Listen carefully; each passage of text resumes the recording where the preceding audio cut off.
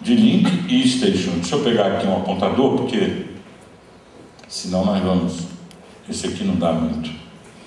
Ele chamava de... porque ele estava querendo resolver esse problema específico, mas ao tentar resolver esse problema, ele resolveu muitos outros problemas que nós nós nem desconfiávamos que existia. Vamos ver se está funcionando. Tá. Vejam só, ele falou, só tem 3 maneiras de organizar as nossas estações, os nodos, que são essas bolinhas, e a relação, a conexão entre eles, os caminhos são esses, ele chamou de link, são as conexões, as arestas e tal. Falou, ou você organiza de uma maneira centralizada, ou você organiza de uma maneira descentralizada, ou você organiza de uma maneira distribuída. São 3 padrões de organização. Olhando esse gráfico, esses diagramas, cai a ficha, né, gente? É impressionante isso. Essa é a imagem mais poderosa que eu até hoje encontrei nesse estudo de redes. Nunca vi nada mais poderoso do que isso. Nada. Por que é tão poderoso assim? Poderoso para possibilitar que cada um de nós diga, não é aquele que você solta assim, entendi afinal o que é o problema. Né? Vejam aqui, ó. São casos extremos matemáticos, né? Centralizado, eu tenho todos os nodos supostamente desconectados entre si, conectados a um nodo central. Isso é o padrão centralizado puro. Não existe, né? Quase nada que seja tão centralizado assim. Mas é o limite do índice de centralização máxima. Olha aqui. E aqui é descentralizado. Em geral a gente diz que descentralizado é sem centro, mas não é verdade. Descentralizado quer dizer o quê? Que eu tenho muitos centros. Não é? É descentralizado, eu tenho muitos centros. Descentralizado quer dizer é multicentralizado. Olha lá. Então eu tenho aqui. Na verdade, ó, as organizações que vocês participam, talvez com raríssimas exceções, são assim. Quando eu digo vocês, eu estou falando de todos vocês que estão sentados aqui. E eu também que estou em pé aqui. Vocês participam de organizações assim. Esse é o padrão de organização. Façam um esforço mental para colocar isso aqui como um organograma de uma organização.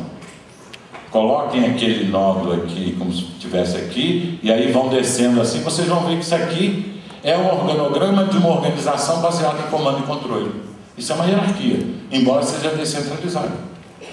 Você tem o chefão, o chefinho, né? Então você tem os filtros, não é?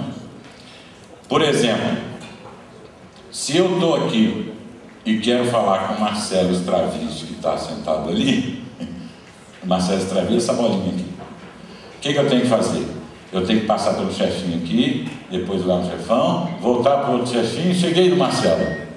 Olha quantos intermediários.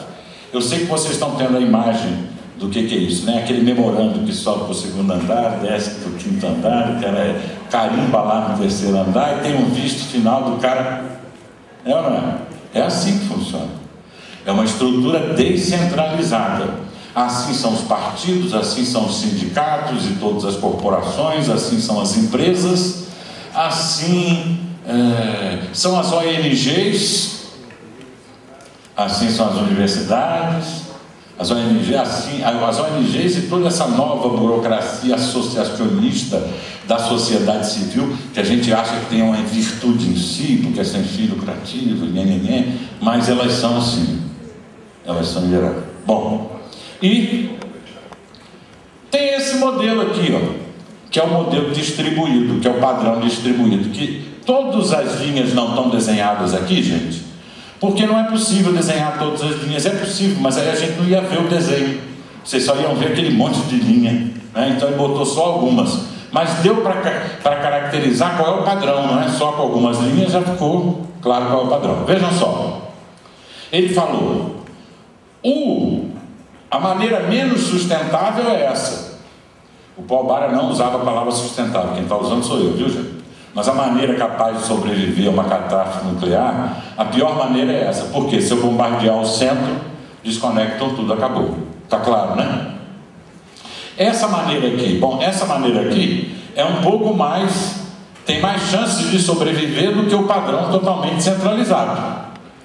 Mas é complicado, porque mesmo no desenho dele é uma estrutura descentralizada com alto grau de hierarquização. Você vê que os nodos não estão conectados entre si, né?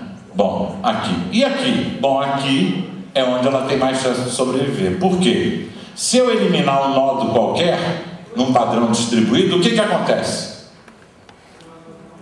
O que acontece? Só aquele nodo está eliminado, ele não desconecta os outros nodos. Entenderam? Então, eu tenho múltiplos caminhos num padrão distribuído. E essa é a melhor definição de rede que eu já encontrei. Rede são múltiplos caminhos. Quando você tem caminhos únicos, você tem hierarquia. Quanto mais únicos, não sei se se pode falar assim, são os caminhos, quanto menos caminhos você tem para ir de um ponto a outro qualquer, mais hierarquizada é aquela estrutura. Quanto mais alternativas de itinerário, de caminhos você tem, mais a estrutura é distribuída. Quando nós falamos rede, nós estamos querendo dizer rede distribuída, embora em termos matemáticos tudo isso aqui seja rede, não é? Mas nós usamos a expressão rede para padrões mais distribuídos do que centralizados. Depois vocês vão ver daqui a pouco que é muito difícil ter uma estrutura totalmente distribuída, todos conectados com todos, a não ser em pequenos grupos, né?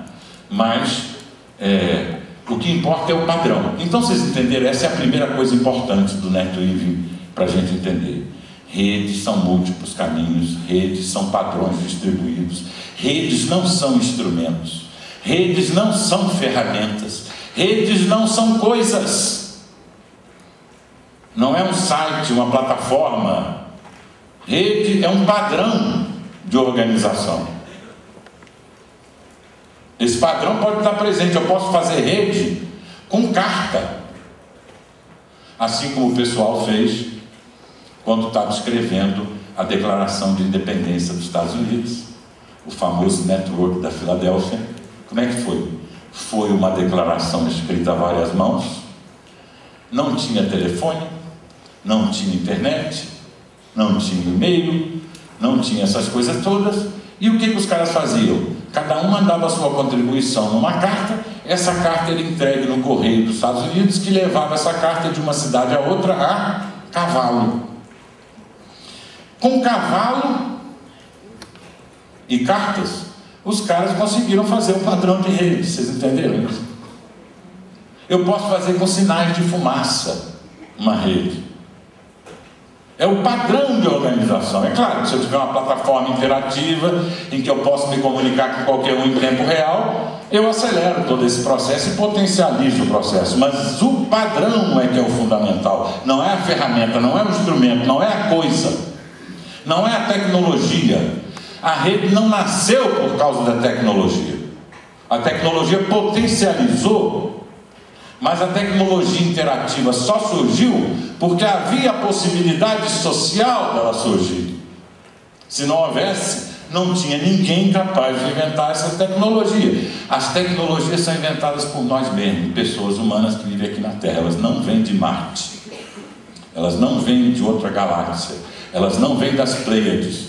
Então, para você ter ideias aqui, você tem que ter a possibilidade social de ter aquelas ideias. O padrão de organização, se ele não está materializado na sociedade, ele não vai gerar ferramentas compatíveis com ele. Muito bem.